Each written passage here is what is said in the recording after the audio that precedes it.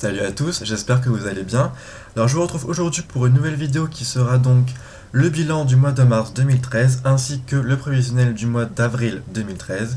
Alors je suis super content de moi parce qu'au mois de mars j'ai réussi à lire quand même 10 livres, sachant qu'il y avait donc fin mars le salon du livre, c'était pas gagné d'avance, mais je suis super content parce que c'est la première fois que je lis autant de livres dans un mois.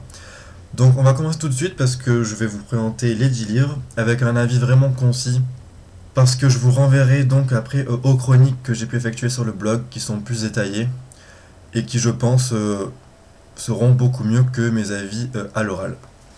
Donc j'ai commencé le mois avec le tome 1 des Chroniques des Chanteurs, donc 16 lunes de Camille Garcia et Margaret Stoll aux éditions Hachette dans la collection Black Moon, qui était pour moi une relecture. Une très bonne relecture parce que j'ai d'autant plus adoré cette relecture que la première fois que j'ai lu ce bouquin. Je me suis attaché plus au point de détail en ayant vu le film juste avant. Et j'ai adoré me replonger dans cet univers d'enchanteurs. L'histoire d'amour est vraiment super. Les longueurs, franchement, je les ai oubliées. Et c'était vraiment une très bonne lecture pour ce mois-ci. Ensuite, j'ai enchaîné avec une lecture commune avec Roxane, donc de la page YouTube Erinella Ada. On a donc lu ensemble La prochaine fois de Marc Lévy aux éditions Pocket, qui était une très bonne découverte. Voilà, j'ai adoré me replonger dans la plume de Marc Lévy, qui est fraîche, qui se lit très vite, qui se lit très bien. Marc Lévy a su m'embarquer dans son univers, il a su me faire voyager, il a su m'apprendre beaucoup de choses concernant la peinture, et j'ai adoré cette lecture. Comme je vous l'avais dit dans un de mes sales indices, c'était presque un coup de cœur. Ensuite, j'ai enchaîné avec le tome 1 de Amaru, le fils du dieu poisson de Mark Sauer, qui est un auteur français, aux éditions du Poisson Cube, qui était donc mon partenariat Babelio, que j'avais reçu au mois de mars, je crois, début mars. Voilà, c'est un univers science-fiction que j'ai beaucoup aimé, un univers dans lequel j'ai réussi à me plonger, parce que la science-fiction c'est pas tellement mon truc, et Mark Sauer a su m'embarquer donc avec des descriptions vraiment détaillées, avec des explications de son univers parce qu'il arrive à recréer un monde à sa façon. Et j'ai hâte de lire le tome 2 et le tome 3 d'ailleurs qui sont déjà parus dans la même maison d'édition. Voilà, donc vraiment, si vous connaissez pas et que vous êtes adepte de science-fiction, ça pourrait vous plaire. Ensuite, j'ai enchaîné avec une relecture qui était donc le tome 7 de La Maison de la Nuit qui s'appelle Brûlé de PC Cast et Christine Cass aux éditions Pocket Jeunesse. Très bonne relecture, j'ai adoré autant que la première fois. Voilà, style très fluide, ça se lit très bien, c'est du jeunesse et moi j'adore cette saga. Les personnages sont autant attachants que les autres tomes. Voilà, j'ai rigolé, j'ai eu des frissons, c'était vraiment super et j'ai hâte de lire le tome 8 qui est dans ma wishlist et il faut que je l'achète très prochainement. Ensuite j'ai enchaîné avec un livre thriller jeunesse, c'est donc Enfant de la paranoïa de Trevor Shane aux éditions Michel Lafon, qui était pour moi une très bonne découverte. L'auteur a su vraiment m'embarquer dans son univers. C'est vrai que c'est très dense comme lecture, mais j'ai totalement adhéré. La fin laisse présager une suite. On m'a dit que normalement il devrait y en avoir une, mais que c'était pas à l'ordre du jour. Donc j'attends vraiment avec impatience. C'est vrai que la première partie du roman est un peu lente à démarrer, parce qu'on suit le personnage principal à travers son métier. Et une fois que l'élément déclencheur arrive vers la moitié du roman, se met en place, en fait, ça va très vite et l'auteur ne nous laisse pas respirer une seule seconde. Donc franchement, je vous conseille vraiment ce bouquin qui pourrait vraiment vous plaire si vous êtes adepte de thriller, jeunesse, un peu de dystopie quand même aussi. Franchement, n'hésitez pas à la quatrième de couverture parce que c'est un gros spoiler, mais vraiment, je vous le recommande vivement. Ensuite, Sarah, si tu passes par là, je te fais un gros coucou. J'ai lu le tome 2 de Charlie Davidson, donc, qui s'intitule Deuxième tombe sur la gauche de Darinda Jones aux éditions Milady dans la collection de Bitlit. J'ai adoré cette lecture, c'était vraiment une lecture fraîche que j'ai préférée au tome 1. Voilà, on en apprend plus sur l'univers qu'a pu créer Darinda Jones. On en apprend plus sur Charlie, on en apprend plus sur Reyes, sur les pouvoirs qu'ils peuvent avoir tous les deux, sur l'enjeu de leur histoire.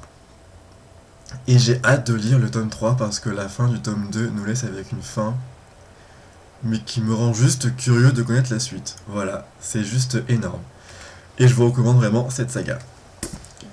Ensuite, donc là je vais avoir vraiment des avis très courts parce que je vous ai présenté ces livres dans mon C'est lundi.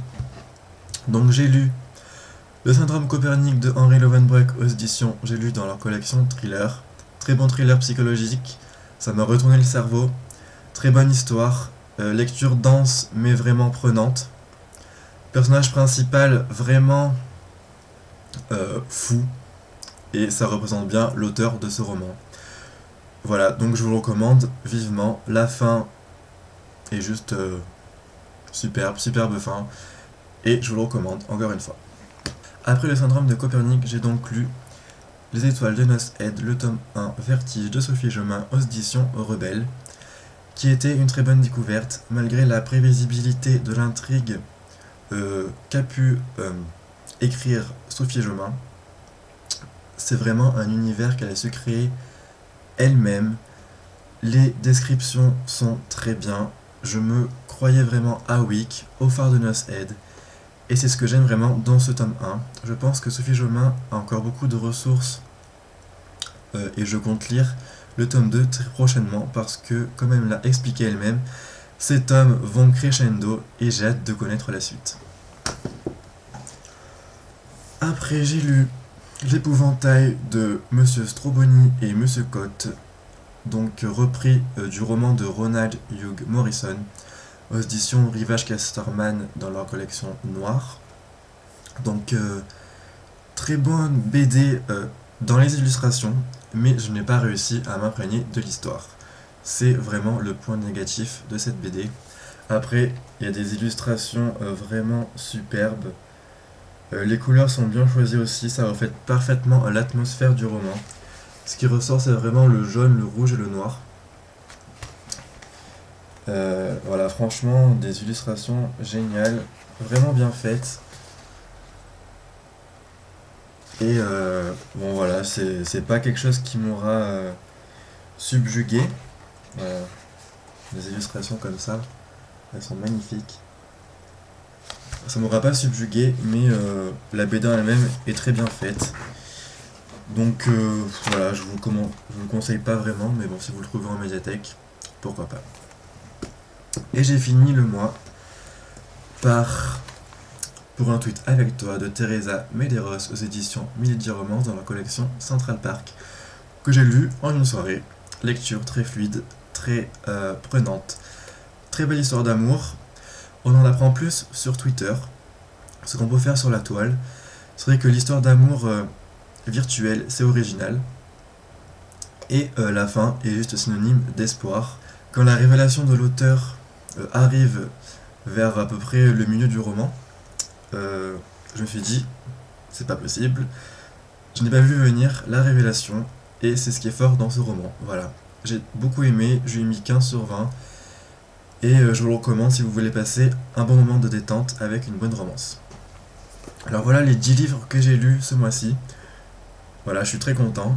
On va maintenant passer au prévisionnel du mois d'avril 2013. Donc je me suis prévu 6 livres que je veux absolument lire pendant ce mois.